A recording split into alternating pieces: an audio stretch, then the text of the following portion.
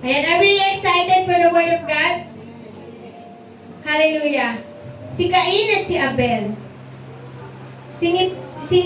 Sinipingan ni Adan ang asawa niyang si Eve.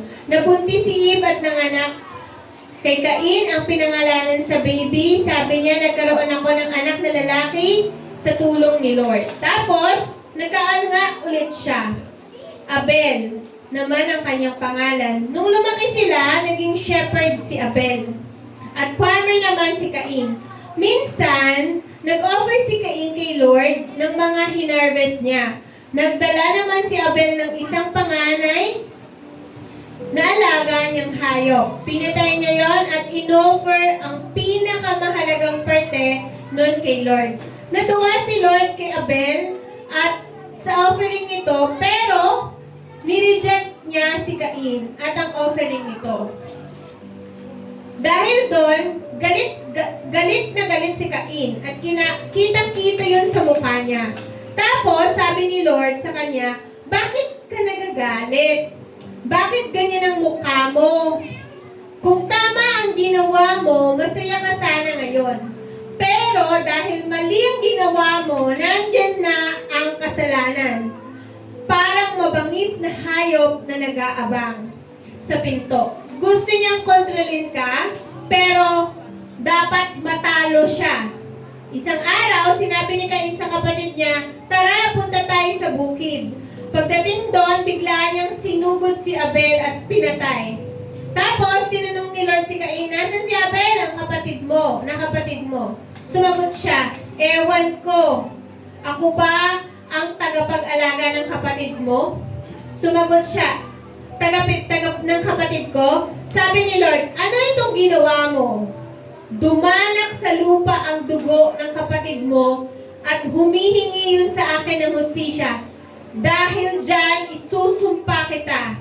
Hindi ka na pwedeng magbungkal ng lupa kasi dyan dumanak ang dugo ng kapatid mo na pinatay mo. Kahit magbungkal ka ng lupa at magtanim, walang tutubo doon. Wala kang lugar na matitirhan at magiging pag-alagala sa mundo. Sabi ni Cain, sobrang bigat naman ang parusa mo sa akin. Gusto mo akong palayasin sa lugar na to at ilayo sa'yo? Wala na akong matitirhan at pag-alagala na lang ako sa mundo. Malamang patayin ako ng kahit sinong makakita sa akin. Pero sumagot si Lord, hindi. Pag may pumatay sa iyo, 7 beses na mas matindi ang magiging parusa niya. Kaya nilagyan ni Lord ng palatandaan si Cain para warningan ang mga tao na huwag siyang patayin. Lumayo nga si Cain kay Lord at tumira sa lupain ng Nod sa east ng Eden. Palakpakan po natin ang Panginoon. Tayo po ay manalangin. Hallelujah, Lord. Hallelujah, Holy Spirit, our Father. Maraming salamat po sa umagang ito. We just want to thank you, Lord, for today. And we know, Lord God, that you love each and every one of us. You are a God who doesn't have favorite, but every one of us is your child of God. And as a child of God, you're there for us. And being as a parent, Lord, you discipline us and you allow us to be the person that you want us to be, Lord. Change your heart, Lord. Rebuke us this morning and change the course of our mind if it's not aligned with you, Lord. Let your light shine upon us and be gracious to us. In Jesus' name this we pray. Let's all say, Amen and Amen. So yung version, pwede na po tayo po, ang version po ng aking Bible ay the Pinoy version. But you can also read this story in Magandang Balita or in English version. And it is really a common story lalo na sa mga kids minister. Tama ba? O natuturo ba to sa kids ministry? Tama. So, it is 16 verses pero napakagandang istorya po. Yan po. Ang topic po natin today, ang title po is Love and Gratitude. God sees our heart. The heart behind the offering. Amen? Alam niyo po, si Cain and Abel ay anak po siya ni Adam and Eve. Kumbaga sila yung unang anak ng lumabas dito sa mundo. And sa istorya na po na ito ay sila po ay mga lalaki po, di ba? Mga lalaking anak. So, may pagkakataon po na ito pong nasa, sabihin na natin na sa kaliwa ay sa kaliwa ko po ewan ko po sa kaliwa nyo, pero sa kaliwa ko, si Cain po yung nandito po, nagsusunog ng palay, at si Abel naman po yung nasa kanan. So, ganda ng picture na to, no? Parang nakikita mo talaga yung mukha ni Cain. Naiinis kay Abel. Ayan po. So, sino dito yung nakinig ng Word of God? Ayan, yung objective ng topic natin today is to warn us against resentment. Ano po sa Tagalog yung resentment? So, yung resentment is pagkamuhi or yung emotions. Ang objective ng topic ngayon is to check our emotion, and it must be managed immediately before it escalates to violence. Yun yung objective ng topic natin ngayon. Kasi yung pinaka-simpleng emotion mo, pwedeng mong ikapahamak yan. Tama po ba? And another objective, ayan, susuriin ng Diyos ang iyong mga handog sa Kanya. So ano ba sa palagay mo ang unang tinitingnan ng Diyos? Ang English ng handog ay offering. Ayan. So sino dito yung may mga offering kay Lord? Ngayong umaga na to, nagising ka, iniisip mo si Lord at yung o-offer mo sa Diyos. O kailangan, nung nagising ka, kailangan makaligo na ako at maunahan ko ang mga kapatid ko. Tinabig mo na yung mga kapatid mo. Maliligo na ako. Nanay! Ako mauuna sa CR. Ayan. Pero alam niyo po, ang offering ng Diyos ay kung magpupunta ka sa church, it will result na pag nakikita mo yung kapatid mo na nauuna sa'yo sa CR, mauna ka na. Sige na, mauna ka na. Magkakaroon ka ng pag-intindi sa iyong kapwa. So yung offering natin, napakahalaga niyan sa mata ng Panginoon. Hindi sa mata ni Teacher Jason, sa mata ni Tita Joy, ng mga leader dito, kundi sa mata ng Diyos. So, next. So ngayon, umaga na to, isipin mo yung offering mo sa Diyos at ano ba talaga ang tunay nagpapasaya sa Diyos sa isang offering. So, paano ba sumasaya si God sa offering mo kay Lord? Alam mo ba yon? Dapat alam mo na masaya si Lord sa in-offer mo. At ang pangatlo po, mas mahalaga ba sa Diyos ang ating dinadala o yung offering natin sa Kanya o kung sino tayo kapag dinadala natin ang mga ito? Ano yung mas mahalaga sa Kanya? So ngayong umaga na to, kailangan maging klaro sa atin kung sino ang Diyos na pinag-o-offeran natin, kung sino tayo habang nag-o-offering, at ang offering ba na ito ay kung paano tinitingnan ng Diyos. Sa buhay ni Cain at ni Abel, parehas po silang nag-offer. Tama po ba? Ano po yung in-offer ni Abel? Alam niyo po, ang inalay po ni Abel, ito po yung pinakapanganay at pinakamagandang offer po nun. Because yung firstborn na flock po niya, it is really the best. Why? Bakit best yun? Kasi po, it means na yung animal na yon ay it means nakasurrender siya. Ito yung promise ng Diyos. Kasi itong firstborn niya, yung first hayop na yon, yun yung mag-prolong ng lahi. Yung mga next animals niya. So, ang binigay niya is yung future ng business niya. Kung halimbawa, yung business niya, yung mga flock niya, ibebenta niya yun, diba? Pero, ang ginawa ni Abel, yung pinakamagandang animal, ibibigay niya sa Diyos. Gets niyo po? If i-offer niya yung pinakamaganda, and yun, it means that that's yung pinaka, so parang ang gagawin niya, hands off siya kay Lord. Lord, sa'yo itong business ko. Sa'yo itong pinagpapagulan kong mga hayop. Kasi ikaw ang bahala doon sa mga hayop na to.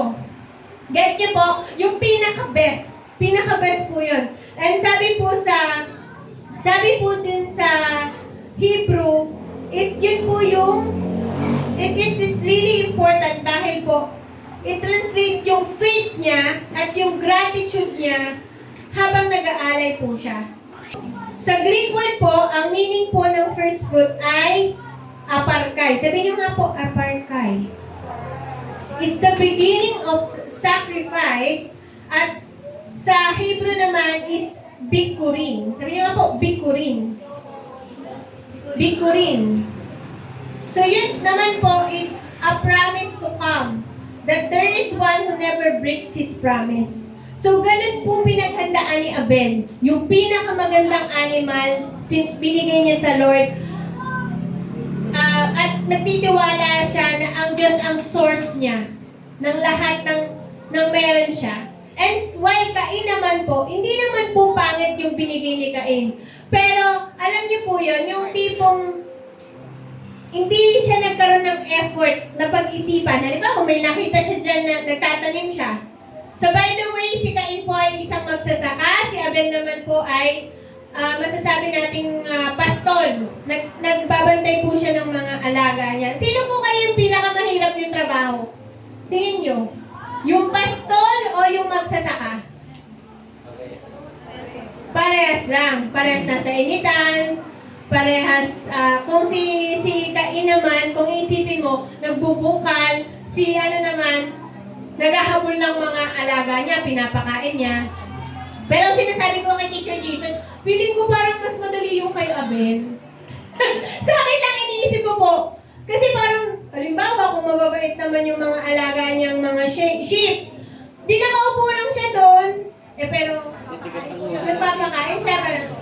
Pero narilis ko nga along the way, parang mahirap din parehas.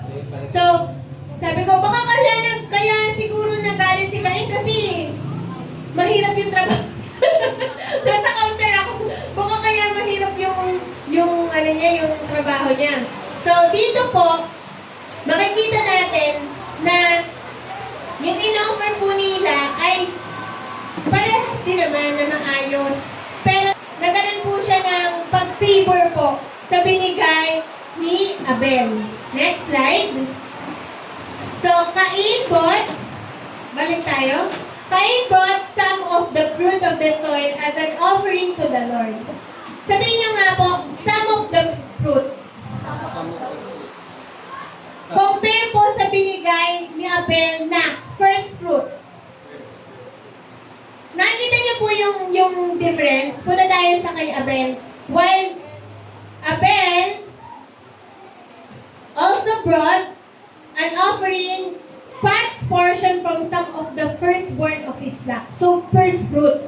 Alam niyo po, diyan mo makikita yung puso ng nag-aalay. Yung isa, binigay niya yung best niya. Yung isa, binigay lang niya yung some part. Eh, kayo po, pag ganun kayo, pag nagbibigay, ako po personally, pag nagbibigay ako ng gift, halimbawa may birthday, ganun.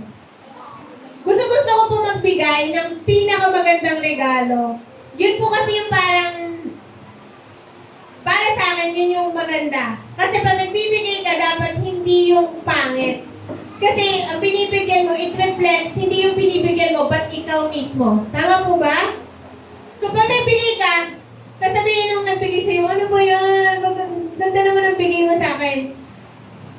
Hindi dahil dun sa binibigyan mo, pero ikaw yung puso mo dahil pinapahalagahan mo yung tao na yon. Amen po ba? O mas gusto niyo yung pag binigyan kayo yung nakuha lang sa takador, at tapos may ano pa yung parang nagamit na niya. Halimbawa, binigyan ko si Cassie ng regalo, tapos yung regalo na yun, nakikita ni Cassie, sinusuot ko sa church. Yung ano na yun, yung dress na yan, ganun. Pero birthday niya yun, 18th birthday niya yun. Yung pinakamahalaga na sabi ko, parang ito yung sinusuot ni teacher sa parang ikaw, parang hindi siya nag-effort. Parang, tas patindi doon, hindi siya nagregalo. Yun yung siguro. Pero alam niyo, na ano yan eh, yung puso nung nagbibigay. Kaya, nabibless ba kayo pag binibigyan kayo? Ganon din po si Lord. Yung offering niya, na ganon po ng ang Diyos ng realization na ang ganda ng offer ni Abel sa akin. Kaya nagkaroon siya ng pag-appreciate. Amen po? Tayo po ba, binibigay natin yung best kay God? Nang pumunta tayo dito sa church, alam ko binigay niyo po yung best niyo kay Lord. Tuwing Sunday, laging jump pack sa church. Pero pag Monday, binibigay niyo po ba yung best niyo kay Lord?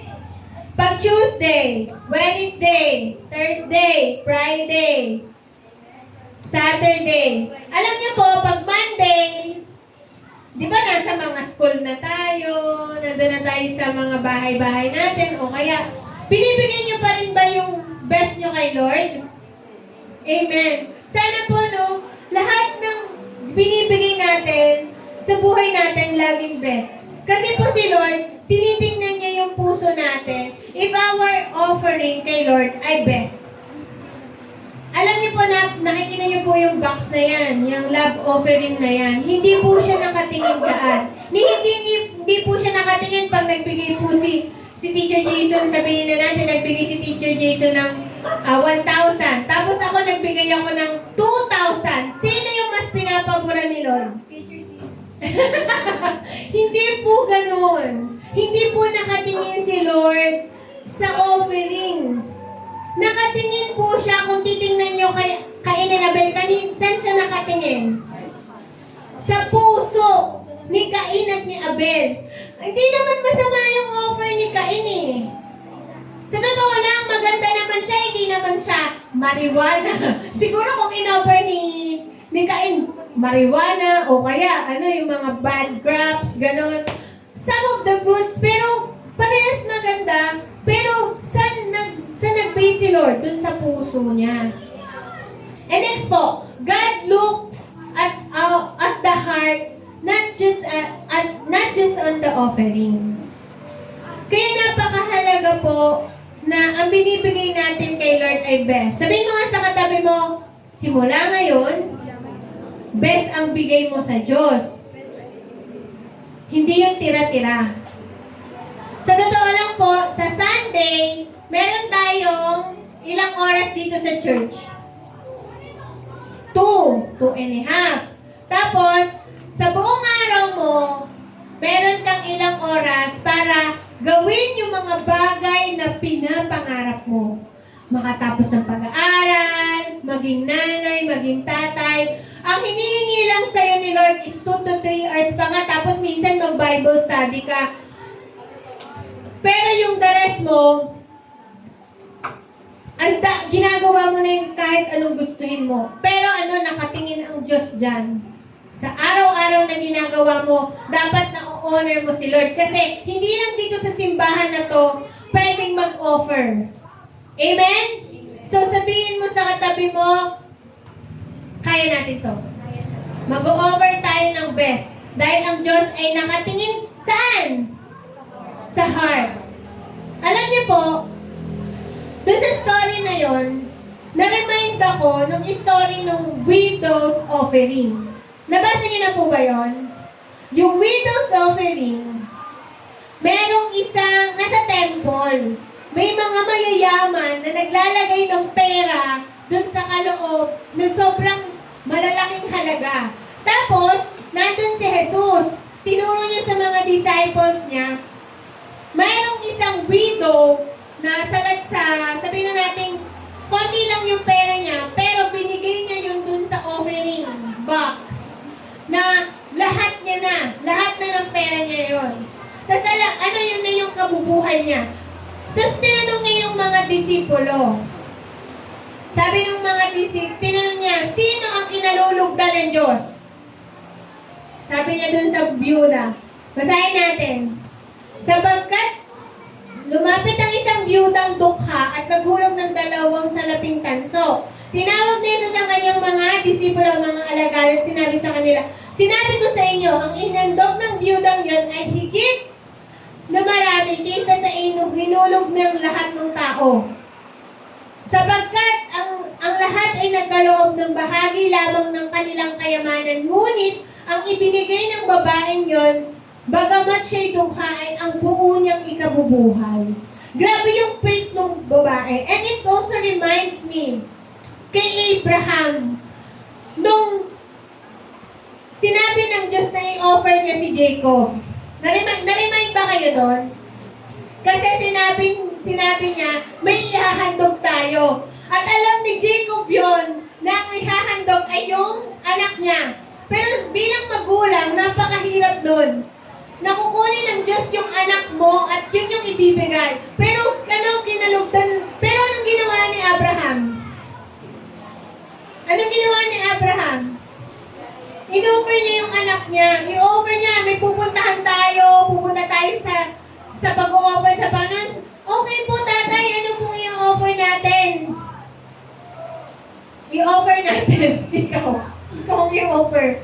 Grabe po yung heart ni Abraham, yung pagsunod niya sa Diyos. And minsan naiisip natin, ano ba yung ino-offer natin sa Panginoon? Best ba talaga? O parang yung mga konti-konti lang? And as we continue the story, napakahalaga nito sa sa Genesis.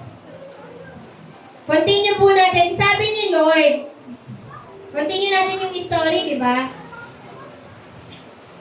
So nakita natin may dalawang nag-o-offer. Tinanong ni Lord si Cain, why are you angry? Bakit ka galit?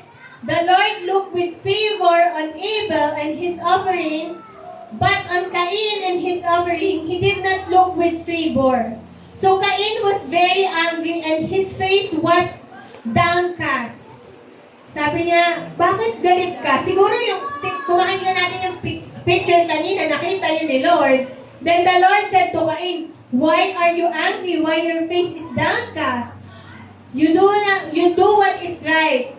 Will you not be accepted? But if you do what is right, sin is crouching at your door and desires to have you, but must rule over you. Parang, parang nahuli siya ni Lord na talagang nakita yung mukha ni Cain. Punta tayo dun sa picture. Pwede bang makita natin ulit? Nakita yung mukha na yan. Nakita yung mukha na galit talaga. Di ba? So, sabi ni Lord, kung ginawa mo naman yung tama, bakit ka magagalit, di ba? Sana masaya ka ngayon kung ginawa mo ang tama. Napakahalaga po na gawin ang tama. Sabihin mo nga sa katabi mo, ginawa mo ba ang tama offering? Ginawa mo ba yung tamang offering, kapatid? And ang matindi doon, yung galit na yon, ano yung naging kasunod na naramdaman ni Cain? Ano yung nasunod na naramdaman siya? Nagkaroon siya ng jealousy. Alam niyo po ba yung meaning ng jealousy? Ang jealousy po at envy ay magkaiba. Next. Yung envy po is resenting someone's success, possession, or trait. Usually po, itong jealousy ay nagpapertain sa tatlong tao, while yung envy naman ay dalawa. So yung envy, meron kang gustong makuha dun sa isang tao. For example, si Kayla at saka si Cassie. Si Cassie, merong bag si Kayla. Tapos, gustong-gusto sabi ni Cassie dun sa bag ni Kayla, gusto ko din magkaroon ng bag na yan. Ganyan. Nagkakaroon siya ng inggit. Halimbawa naman, nandito si si Antoinette, friend sila. Friend sila si Cassie at si Kayla, friend. Si Antoinette, friend din sila ni Cassie, pero yung friendship nila, mas close sila ni Kayla. So yun yung tinatawag na jealousy. Pag jealousy, tatlong tao yung subject. Kapag envy, dalawa yung subject. So yung emotions na angry nag-escalate saan? Sa jealousy. Una, galit lang siya dahil wala yung favor ng Diyos sa kanya. Pero yung ngayon, nag-escalate na yun. At ang sabi ng Diyos, kung tama naman yung ginawa mo, bakit ka nagagalit? Alam niyo po, God is so good. Kasi, ni-remind niyo po si Cain. Kung wala pong pakialam ng Diyos sa atin, hindi niya tayo i-remind. So, napakabuti po ng Diyos dahil yung pag-ibig po ng Diyos kay Cain at Abel ay pantay. Nakita niyo po yun? Kasi, winarn niya si Cain dun sa galit na nararamdaman niya. At bilang tao, meron din po talagang emosyon. Sabihin mo nga emosyon. Next. Sabihin mo sa katabi mo, bantayan mo ang emosyon mo. Dahil dyan, sa emosyon mo na yan, pwede kang makapatay. Pwede kang makasakit. At ang emosyon na yan, ay para siyang layon na pwede kang kagatin kahit anong oras. Dahil example na po natin, si Cain na napatay niya po yung kanyang kapatid dahil dun sa jealousy. Ano yung sa Tagalog ang jealousy? Selos. Dun sa nakikita niyang favor na natanggap ni Abel dahil nga nagbigay siya ng first fruit. Sa totoo lang, ang emosyon natin ay kailangan nating batayan dahil dun sa example ng Diyos dito. Alam niyo po, ang emosyon iba-iba. Next. Sabi nga po sa Hebrews chapter 11, kaya po pinabura ng Diyos si Abel is because of the faith. Sabi mo nga, pananampalataya. Abel offered to God a more excellent sacrifice than Cain, through which he had testimony given to him and he was righteous. Alam niyo po, parehas maganda ang in-offer nila, pero makikita mo yung pananampalataya ni Abel dahil nagtitiwala sa Diyos na ang Diyos ang source ng buhay ko. Kaya kong ibigay ang best na meron ako kasi hindi ako natatakot sa kinabukasan. Samantalang si Cain, in-offer niya lang yung sakto lang. In-offer niya lang yung nakita niya lang, some of the fruit. Pero walang meaning, walang mas malalim na deep. Kaya ang Diyos tinitingnan niya yung deep sa heart natin. Bakit natin ginagawa ang ginagawa natin? Bakit mo ako mahal? Halimbawa, tinanong ako ni Teacher Jason. Sabi ni Teacher Jason, mahal na mahal kita. Sabihin mo nga yung mahal sa akin. Mahal. Ayan. Tapos, okay, mahal na mahal daw ako ng asawa ko. Siyempre, madaling sabihin yun sa salita. Pero dapat makita sa gawa. Tapos nakita ko yung damit ni Teacher Jason. May amoy girl. Pero pagkasabi niya na mahal, parang amoy ano yan? DK, ano yun? Ralph Lauren. Tapos, may nakita pa akong lipstick dun sa dito niya. Hindi ko pa siya kinikiss dito. Tapos sinabi niya, mahal na mahal kita. Maniniwala ka ba? Mas nalabas ko yung gift. Kapag matsaka. Tapos bibigyan niya, ito ang pabango. Alam niyo po, napaka-importante na hindi lang yung salita, kundi sa gawa. Faith, sabi doon, yung faith ni Abel, yung nagpatibay ng offering. Yung faith, sabi mo nga faith. Yung pananampalataya. At makikita yon sa gawa niya. At nakita yon ng Diyos dahil yung binigay ni Abel yung pinaka-best. Ibig sabihin, parang nung nagbigay si Abel, Lord, ito yung best. Wala akong pakialam sa anumang future ng sources o ng bibigay ko yung first fruit. Alam niyo po, hindi nakatingin ang Diyos sa binigay mo. Nakatingin siya sa puso. Sabi niyo nga po, nakatingin siya sa puso. So nakikita ko, yung puso ng asawa ko, nung sinabi niyang mahal niya ako, pero amoy babae siya. O amoy, ang ano po ba yung puso niya? Hindi best. Kasi kung sinabi niyang mahal niya ako, talagang mararamdaman ko yon sa presensya niya, sa puso niya. Alam niyo po, nararamdaman ko na mahal ako ng asawa ko? Alam niyo kung ano? Alam niyo po ba kung ano? Nararamdaman ko kapag kahit may ginagawa siya, pag sinabi kong mahal, ano yun? Ano yun? Talagang nakaano agad. Nakasunggap agad. Tapos mahal to, wala pang biga. Tubig. Grabe yung, hindi. Alam niyo po, nararamdaman ko yung presence niya. Yung, ano niya, listening ear niya. Kaya pag sinabi ng Diyos, anak, anong sinasabi ng Diyos sa inyo?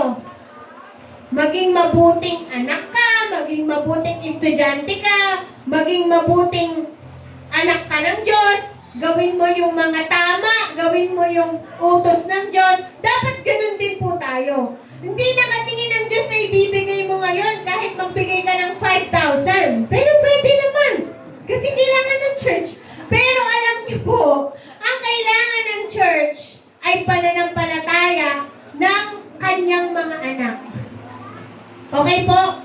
Yung unahin mo ang Diyos, unahin mo. Sino po ba ang dapat mas mahal mo? Yung asawa mo o yung Diyos? Yung Diyos dapat. Kaya, dapat mo bang kontrolin ang asawa mo? Hindi. Dahil lagi mo lang siyang ipapag-pray. Pray to your husband. Next. So, babalikan natin. Bakit hindi napaboran ng Diyos si Cain? Dahil dun sa kanyang emotion. Sabi mo nga, emotion. Alam niyo po, nung sinabi ni God, na why are you angry? Sobrang concern ni Lord kay Cain. Kaya yung napifeel ni Cain, na parang, hindi siya love ni Lord dahil hindi siya napili ni Lord. Hindi po yun. Love ni Lord si Cain. Hindi lang niya naiintindihan na concern siya. Concern si God sa'yo. Sabihin mo, concern si God sa'yo kahit pasaway ka. Concern ni God sa'yo kahit hindi mo sinusunod si Lord. Concern si Lord sa'yo kahit nagkakasala ka. So, ang sabi ng Diyos kay Cain, tingnan mo yung galit mo. Anak, sinasabi sa ng Diyos ngayon, tingnan mo yung emotion mo ngayon. Ano mang pagsubok mo, tingnan mo yung emotion mo. And kailangan mo siyang i-manage. Next. Ano-ano po yung mga emotion? Nandiyan na yung maganda, yung happy, nag-aalala, worried, calm, sad. Pero may tinatawag po ng aggressive emotion. Yung happy, maganda yan eh. Kapag magaganda yung mga nangyari, yung kalma. Pero ito, yung mga emotion na dapat kailangan mong bantayan sa sarili mo. Pagkainggit, pagsiselos, resentment, to sell someone, possession, intrigue, and the core emotion that Cain felt toward Abel. Alam niyo po ba, na sa mundo ngayon, kaya po napakadaming tao na super busy. Nagulat po ako dahil lahat tayo, because of social media, nagkakaroon tayo ng technology na inggit. Pag nakita natin yung kapwa natin, wow, ang ganda naman, meron na siyang ganyan. Tapos ikaw, hindi ka tuloy mapayapa dahil naiingit ka sa kapwa mo, magtatrabaho, gagawin mo lahat just to prove na meron ka din. Pero hindi po ganon. Dapat po sa mundo na to, ang kaaway talaga ng mundo na to, ini-steal sa mind natin, kulang ka. Pero alam niyo po ba, kung may Diyos ka, buo ka. Sabihin mo nga, kung may Diyos ka, buo ka.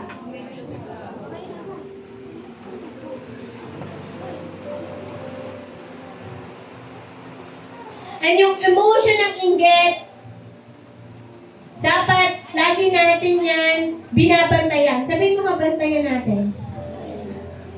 Bitterness, resentment. Kapag hindi ka nagkakaroon ng pagpapatawad, hindi ka lagi kang makanti ka lang, galit ka na, and yung mood mo, palagi kang galit na para kang laging, ah! Sino dito yung mga nanay na hindi nagagalit? Wala!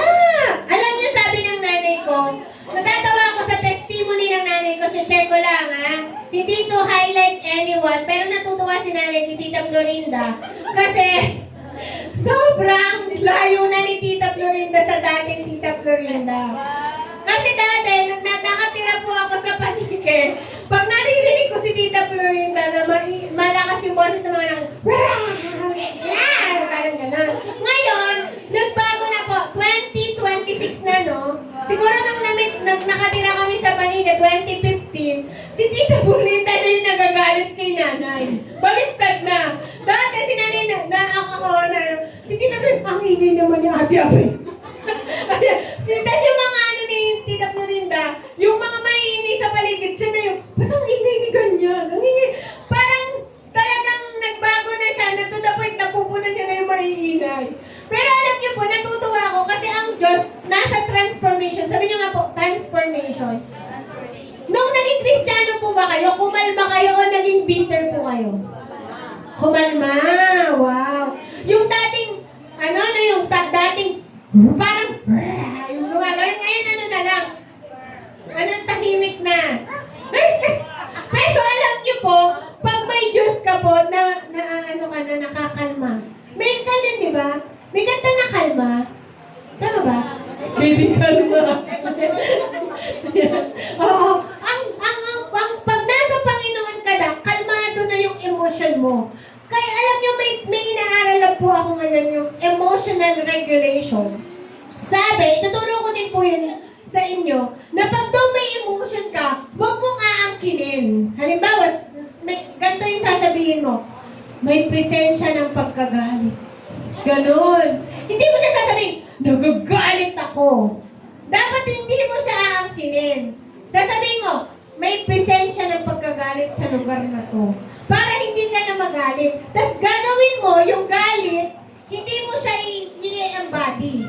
Ilalayo mo siya. Sabihin mo nga, big picture. Ngayon, pag halimbawa, siyempre hindi naman tayo perfect na yung paglabas natin dito o mamaya hindi na tayo magagalit, di ba? Ako nga kay Diyos alam niyo po ba, para akong bago ko i-preach, tinetest ako ng Diyos. Talagang, Diyos! Galang talaga ako. Talagang, Diyos, hindi ako ba? Ano ba? Anong oras na? Talagang, galit. Sabi ko, ito pa talaga yung topic. Tapos yung, hindi ako pinatulog. Talagang, ang ganda na ng preparation ko. Pero sabi ko, hindi ako magagalit. Alam niyo po, ang gagawin is, yung emotion, hindi mo siya angkinin, gagawin niyo po, gaganon niyo siya. Halimbawa, pagkagalit o pagkainis, nainis na, gaganon mo siya. Bawa nainis ka sa nangyayari. Itong pagkagalit, gagawa ka sa isip mo, pagkagalit. Hindi ako magagalit. Tapos ilalayo mo siya, tapos sasabihin mo, may pagkagalit dito sa puso ko. Hindi mo siya aangkinin, iibahin mo yung paragraph. Kasi pag sinabi mo, nagagalit na ako, magagalit ka talaga. And magkakaroon ka ng emotion. At ang matindi doon, pwede kang makasakit.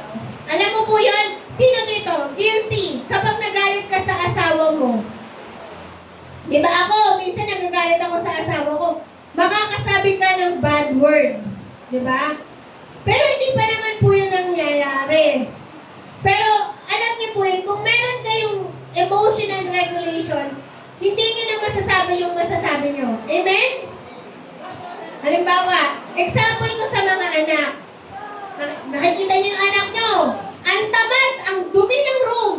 Ang dumi ng bed niya. Example ko, si Cassie na lang. Si Cassie kasi, alam ko dito magagalit pag ina-example siya. Nasabihin ni Tita Connie, kasi ba't ang gulo ng room mo?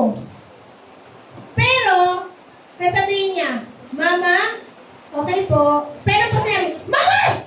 Ako naman na yan! Kumbaga, parang yung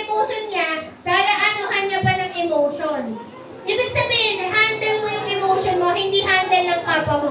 Kahit naiinis ka na, ikaw ang humandle sa emotion mo. Napaka-importante po na ang emotion mo, handle mo siya. Amen? So, ito yung mga intense emotion na pwedeng pangit. Ang kalabasan, pagkainggit, jealousy, bitterness, at yung galit or rage or fury. Nagalit ka na. So yan, yung envy, yung jealousy, yung envy is yung gustong-gusto mo yung meron yung iba.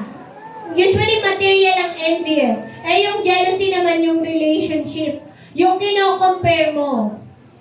Na baka mawala na sa'yo yun. Halimbawa, sa kapatid, iniisip mo mas mahal siya. Mas mahal ang bunso kaysa dun sa panggitna. Kaya nga minsan, yung tinatawag na middle child syndrome, yung mga middle child, feeling nila hindi sila mahal. Kasi nasa middle sila, kasi gusto daw yung panganay at yung bunso. Kaya nagkaroon ng ganun. Yung mga middle child, gusto nila na naging matitibay. So like Cain, all human face moments where it is incredibly difficult to regulate intense emotion and ang uncomfortable emotion. And ang gusto ng Diyos, ma-manage natin yan. Amen? So, ang lesson natin, God seeks our motive, not just sacrifice. Sabihin mo nga, not just sacrifice. So we cannot impress God with our routine action or big gesture or empty religious habits. He is far more concerned with why we are doing what we are doing than what we are physically handling over. So, ang Diyos, tinitingnan niya yung puso mo. Sabihin mo nga, puso mo. Hindi porket nagbibigay ka ng offering, yun na yung maganda. Ang Diyos ang magbibigay ng verdict kung maganda yung offering mo. At titingnan na yun sa puso mo. Amen? Pwedeng ginagawa mo lahat ng maka-Diyos na bagay, pero hindi kayo align ng puso ng Diyos. So, dapat isip mo talaga si Lord. Amen? At bakit mo ginagawa ang ginagawa mo ngayon? Amen? At napaka-importante nun. Dahil yun yung sacrifice. Sabihin mo nga sacrifice.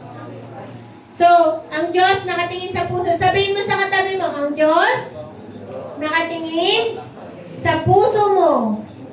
Hindi sa offering mo.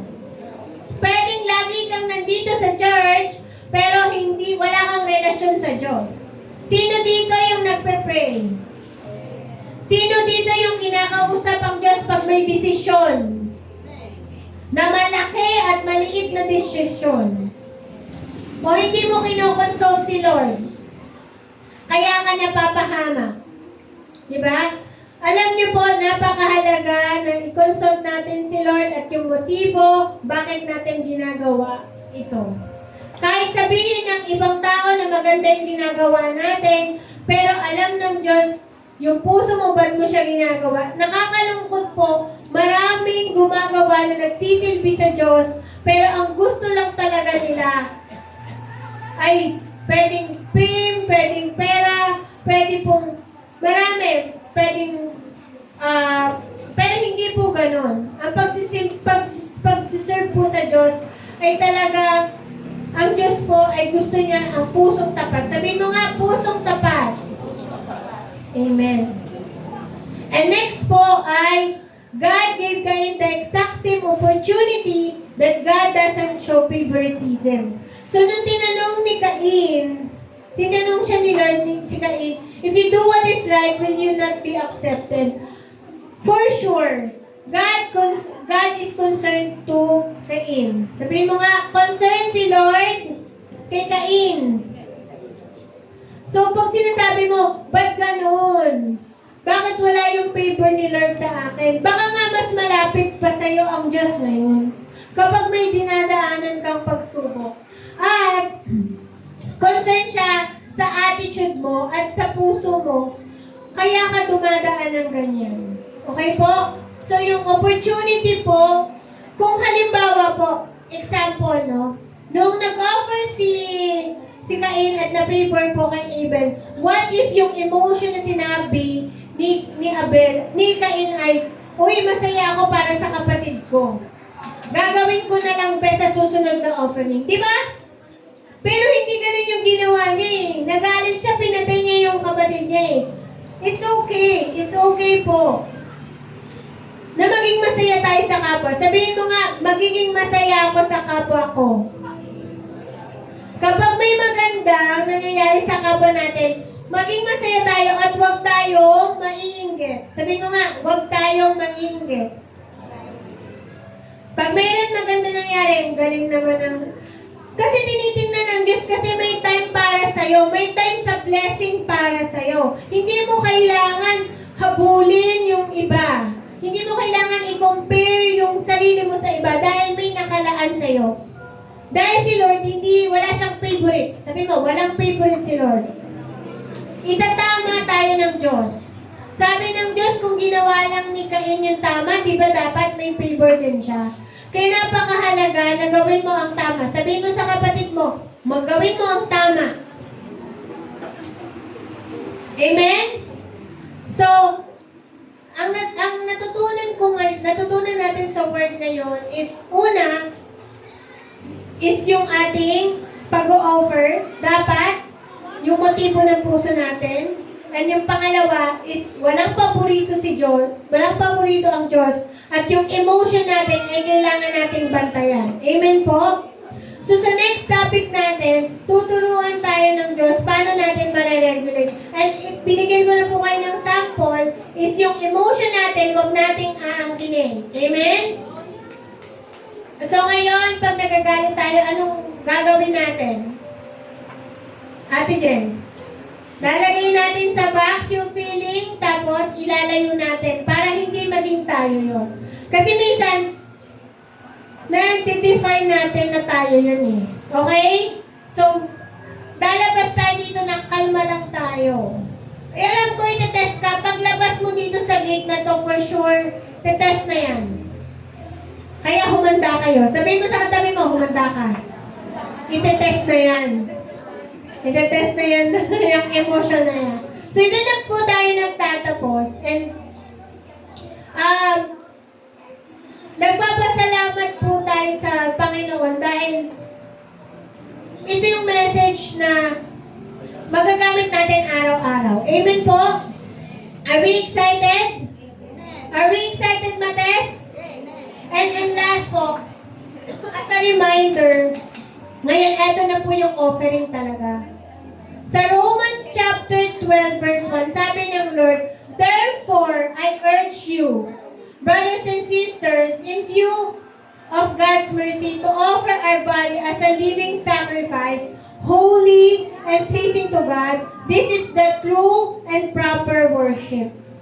Yung may bibigay mo sa Diyos ay, ang offering ay hindi ka kukuha ng lamb of praise. Ikaw mismo yung sacrifice. Sabihin mo nga, ikaw ang magsasacrifice. Ikaw ang isa-sacrifice at magsasacrifice ka for the glory of God as you worship. So, today, kung ano man po tayo, kung anak man tayo, kung magulang tayo, dapat best. Sabihin mo nga, best. Laging best. Best tayo dahil nakatingin ng Diyos. Sabihin mo nga, nakatingin ng Diyos. Nakatingin ng Diyos sa offering natin, which is a heart, a mind, a body who honors God. God is good? All the time. So tayo pong lahat ay tumayo at magpuri sa Panginoon. Hallelujah, Lord. Hallelujah, Holy Spirit. Father, maraming salamat po sa umagang ito. We just want to thank you, Lord, for today, for this Sunday service. I pray, O Lord, that our brothers and sisters na nag-speak po kayo sa bawat isa, as we honor you, O God, yung mga emotions namin, Lord, ay bantayan namin. It will not define who we are, Lord God. And I pray, Lord God, na yung mga offering namin sa iyo, Panginoon, ay maging mabangong samyo, Panginoon. Alam ko po na hindi ka po nakatingin sa binibigay namin, kundi po, Lord, sa kung sino kami, paano po kami magbigay, Lord God. I pray for deeper self, makilala namin ang sarili namin, and malaman namin bakit namin ginagawa ang mga ginagawa namin. I pray for purposefully, Lord, ang bawat isa sa amin ngayon na nandito ay may bagong puso na handang magpatama sa iyo, Panginoon. I pray na ang bawat isa na nandito ngayon ay kinakatagpo mo, Panginoon, at binabago mo para maging mas mabuting anak ng Diyos. I pray for emotion that it will be managed right now and it will not hurt ourselves nor other people, Lord God. Our emotion will be a signal kung nasa tama pa po kami, Lord God. And Lord, bigyan mo kami ng kapayapaan, ng isip, ng puso, ng aming kaluluwa, Panginoon, para mas maging blessing po kami sa aming pamilya, maging blessing kami sa aming mga anak, sa asawa, sa mga kapatid, sa community kung nasan po kami, Lord God.